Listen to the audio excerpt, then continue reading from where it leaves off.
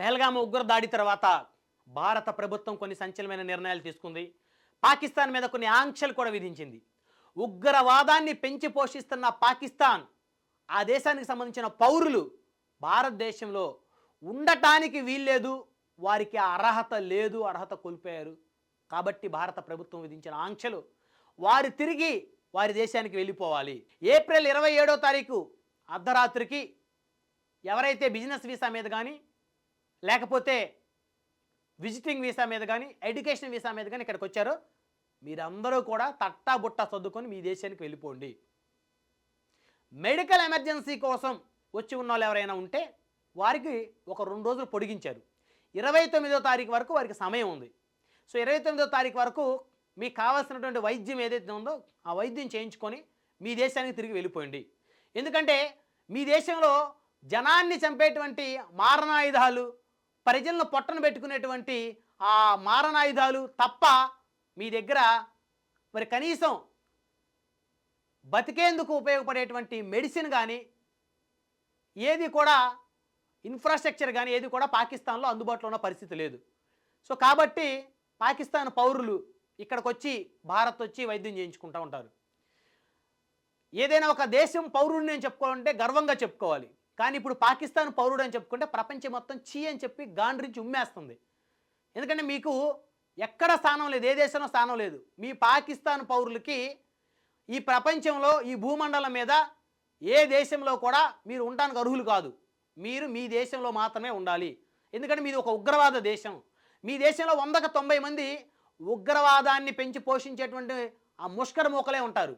ఒక 10% మంచివారు ఉంటే ఉండుండొచ్చు. కాబట్టి మీకు ఇక్కడ స్థానం లేదు, దయచేసి మీరు వెళ్ళిపోండి. ఇది ప్రస్తుతం భారత ప్రభుత్వం వారికి విధించిన ఆంక్షలు. అయితే ఒకవేళ వెళ్లకుండా పాత బస్తీలోనో లేకపోతే ముంబైలోనో కొన్ని చోట్ల మీ బంధువులు ఎప్పుడో 70 సంవత్సరాల క్రితం దేశం పాకిస్తాన్ భారతదేశం విడిపోయినప్పటికి కూడా ఇంకా మీ బంధువులు ఉన్నారు కదా ఇక్కడ, వారి ఇళ్ళలో దాక్కుంటాము, వారి బెడ్రూమ్లో బాత్రూంలో మేము దాక్కుంటాము, సో మమ్మల్ని ఎవరు కనిపెట్టలేరని చెప్పేసి ఒక కర్మజాలకు మీరు ఉన్నారనుకోండి, వారానికో 10 రోజులకో బయటకు వస్తారు, బయటపడతారు. బయటపడితే మీకు 3 సంవత్సరాలు జైలు శిక్ష, 3 ఏళ్ళు. అది ఏప్రిల్ 4న అమల్లోకి వచ్చినటువంటి ఇమిగ్రేషన్ అండ్ ఫారెన్ యాక్ట్ 2025. ఈ చట్టం ప్రకారం భారతదేశం ఏం చేసినా ఒక చట్టం ప్రకారం చేస్తుంది. ఎందుకంటే భారతదేశం లౌకిక దేశం, ఇది రాజ్యాంగాన్ని అనుసరించేటువంటి దేశం. ఈ పాకిస్తాన్ లాగా ఉచ్చం నీచం లేకుండా అమాయకులను పొట్టను పెట్టుకునే దేశం కాదు. ఈ భారతదేశం ప్రతి ఒక్కరిని గుండెల్లో పెట్టుకునే దేశం, సెంటిమెంట్కు నిలయమైనటువంటి కొలువైనటువంటి దేశం భారతదేశం. భారతీయులందరూ ఇది హిందూ దేశం, హిందుస్థాన్ భారతదేశం. కాబట్టి ఇక్కడ న్యాయం, ధర్మం, నీతి, నిజాయితీ ఉంటాయి. కానీ పాకిస్తాన్ నీచులకి అవేం ఉండవు. అసలు అన్యం పుణ్యం ఎరగని వాళ్ళ మీద దాడి చేస్తూ ఉంటారు, ఎలాంటి సంబంధం లేని వాళ్ళ మీద. కేవలం ఓ భారతీయుడు, అది హిందువు అని చెప్పేసే మీరు దాడులు చేసేది. కాబట్టి మీకు ఇక్కడ 29 దేశం వదిలి వెళ్ళకపోతే మిమ్మల్ని చంపేరు, ఇక్కడ జైలు శిక్ష వేస్తారు మీకు 3 సంవత్సరాలు. ఆ తర్వాత తీసుకెళ్ళి మీ బోర్డర్ల దగ్గర వదిలేస్తారు. సో కాబట్టి ఎవరైతే ఆ పాకిస్తాన్ వారికి ఆశ్రయం ఇస్తారో వారికి కూడా ఇబ్బందులు ఎదురయ్యే పరిస్థితి ఉంది, వారికి కూడా చట్టపరమైనటువంటి చర్యలు తీసుకునే పరిస్థితి ఉంది. సో మా బంధువులు కదా అని చెప్పేసి మీరు వాళ్ళని ఇళ్లలో పెట్టి దాచిపెట్టుకున్నారనుకోండి, ఎందుకంటే మీ ఇళ్ళకి వచ్చి సోదాలు ఎవరు చేయరు కదా, మీ సిస్టమ్ వేరుగా ఉంటుంది, మీ రూల్స్ అండ్ రెగ్యులేషన్స్ వేరుగా ఉంటాయి కదా. ఏదో ఒక రోజు బయటపడతారు, వారానికో 10 రోజులకో 4 రోజులకో, లేకపోతే ఇంట్లోనే ఉండి మగ్గి చచ్చే పరిస్థితి ఉంటుంది ఇంట్లో ఉంటే. కాబట్టి ఖచ్చితంగా బయటకు వస్తారు, రావాలి తప్పదు. అప్పుడు బయటపడతారు, పట్టుబడతారు. అప్పుడు ఎవరైతే ఆ పాకిస్తాన్ వాడు ఉన్నాడో భారతదేశంలో ఆయన తీసుకొని వెళ్ళి 3 ఏళ్ళు జైలు శిక్ష వేస్తాడు. అదేవిధంగా జైలు శిక్షతో పాటు 3 లక్షల రూపాయలు జరిమానా. అంటే జరిమానా అంటే మీరు కట్టలేరు అనుకోండి, ఇంకో 3 ఏళ్ళు అదనంగా జైలు శిక్ష పడిద్ది. ఎవరి ఇళ్లలో అయితే వారికి ఆశ్రయం ఇచ్చారో వారికి కూడా శిక్ష పడాలి. సో ప్రభుత్వం ఆ నిర్ణయం కూడా తీసుకునేటువంటి పరిస్థితులు చాలా స్పష్టంగా కనబడుతున్నాయి. ఉండుండొచ్చు, ప్రేమ ఉండుండొచ్చు బంధువులు, మీ పాకిస్తాన్ బంధువుల మీద ఇక్కడ ఉన్నారు కొంతమందికి ప్రేమ ఉండొచ్చు. సో ప్రేమ ఉంటే వీళ్ళు కూడా వాళ్ళతో పాటు కలిసి పాకిస్తాన్ వెళ్ళిపోతే ఈ దేశాన్ని బట్టిన దరిద్రం పోయింది అనమాట. ఎవరైతే పాకిస్తానీలకు ఆశ్రయం ఇచ్చారో వారి గురించే నేను ఇక్కడ మాట్లాడుతున్నాను చాలా స్పష్టంగా.